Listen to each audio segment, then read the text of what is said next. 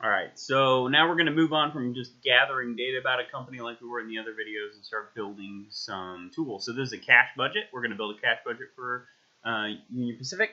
We are going to build it for 2017, which is the most recent year we have annual data for, so that we can make the numbers look like actuals, so we have actuals to check them against. And then we can talk later about if you wanted to then project the next year cash budget, what that would look like. But for now, we're going to use actual numbers. So to do that, what I'm going to do is I'm going to spread sales out, and I'm going to use sales to drive cash collections, because, again, this is a cash budget. And what you're doing with a cash budget is trying to say, okay, are there any months where we don't have enough cash, or any months where we have too much cash? Because when you don't have enough cash, you should probably borrow some, or fund it in another way. There are other ways to get money, like sell assets or issue equity and stuff. But generally, probably short-term debt if you have 1 month. And then in months when you have too much, you should probably invest it in something and things like that. So you're planning out your cash for the year.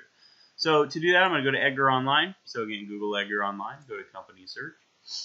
I'm going to type in my ticker here, UNP. I'm going to need quarterly statements and annual statements to do this. So I'm going to go ahead and get 10Qs. So again, this is 2017.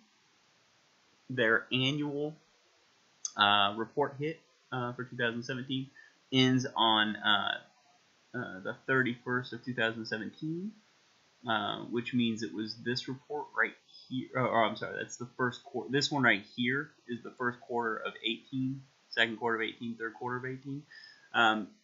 So we're actually going to be working off the first 3 quarters of 17 here. So I need these 3 10Qs. So I'm going to right click and open this in a new tab. So I have the first quarter, and I'm going to go to financial statements, and I'm going to look at statements of income. And so the revenues in the first quarter of 2017 look like this, 5132.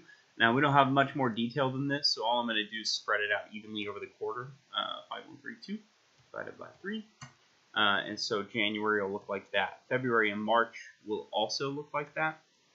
And we'll just do it quarter by quarter. Again, a lot of companies have cyclicality built in throughout the year. A lot of companies make more in Christmas time than in the summer and things like that. So it'll kind of show us how the cash comes in throughout the year. That's what we're really trying to look at.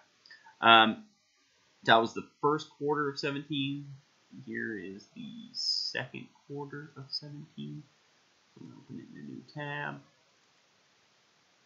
And they have solid statements of income. So here's 3 months in. Again, 6 months is going to include what we just put in there. We just want the 3 month here, 5250. So April equals 50. Oh, that was good. 5250. And if you want to use this template I'm working from, I've linked to the Google Doc below, so you can actually download this to your computer and work from the same exact template I'm working from if you would like to. You could do the same thing with the 2018 data of UMP probably pretty soon. They usually put out their annual report in like February. So there's the second quarter, and we're going to go back and get the third quarter of 17, which is right here. And then we'll need the annual report. They don't do a quarterly report for the fourth quarter for companies, right? That's the annual report. So we'll kind of have to back into our fourth quarter a little bit, but it's not very hard math. So in the third quarter, they made 5408. Third quarter, 5408 divided by 3 equals that. And then October, November, December. So like I said, now we need, instead of quarterly, we're going to need, I don't need to go back, do I? Instead of quarterly, now I'm going to need, I am going to want the third quarter of 16, so I'm going to move it over here for now. And then I'm going to switch to 10K. I now need the annual report for 17, so I can make sure everything lines out and stuff like that. So 2017 annual report is the most recent one, came out in February of 18, so it's right here.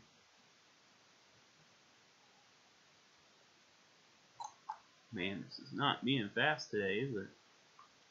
Financial statements of income.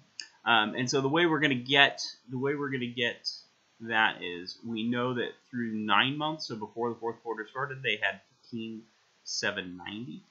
All right, so 15,790, and then the total year revenue was 2140.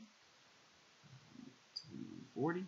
So if I do equals 2140 minus 15,790. Oh, 21,400, right? 21,240. Oh, that would be helpful. 21,240. There we go. So if I take 21,240 minus 15,790, that will give me what happened in quarter 3. I divide that by 3, and then there's November, and there's December. Oh, it would also help if I was putting these in the right November and December. Let's do that.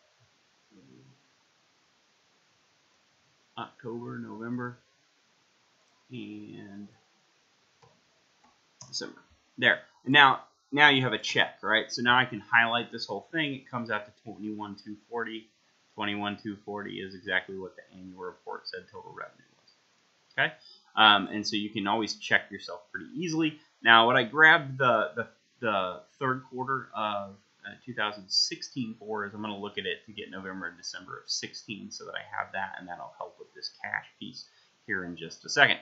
So I'm going to go back to the 10Ks, and I'm going to go to this quarterly statement. And here's the 9 months ended for 16. Oh, come on. And then I'm going to go back and get 10K for 2016. And do the same thing I just did for October, November, December of 17. I'm going to do the same thing for 16. And so their total revenue in 16 was 19,941. So this is 19,941. And I'm going to subtract off the 9 months ended of 16, which is 14,773. 14,773. Alright, so there's what I need. Equals that. Divided by 3. There we go. Alright, and so what this is going to do is now I have revenue for the past, for basically 14 months. And what happens is sometimes when you sell stuff, you get cash. And so a lot of retail especially gets cash. But most people probably don't pay cash to ship things through UNP's railroads.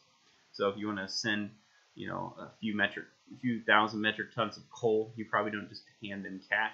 And so they probably don't get paid day of sale.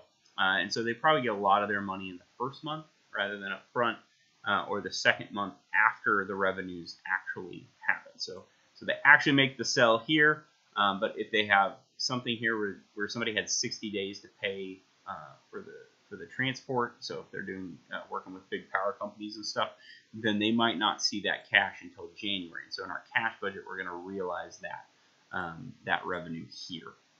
And so cash percentage for them is probably fairly low.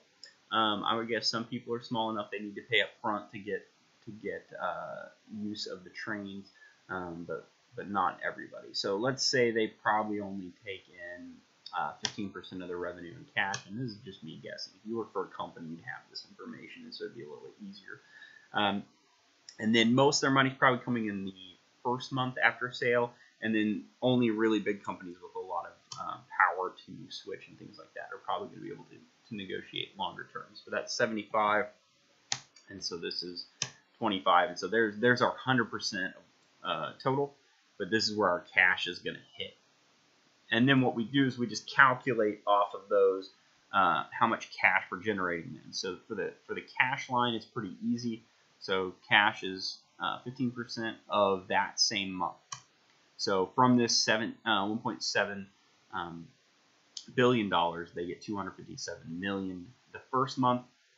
Then they're going to get 60% of that here, and then 25% of it here. To do that, I am going to have to lock B7. So I'm going to go back up here into my equation, or you can click in here and hit F4 to lock B7. And then I can just replicate that over like that. And so that'll calculate all of our cash.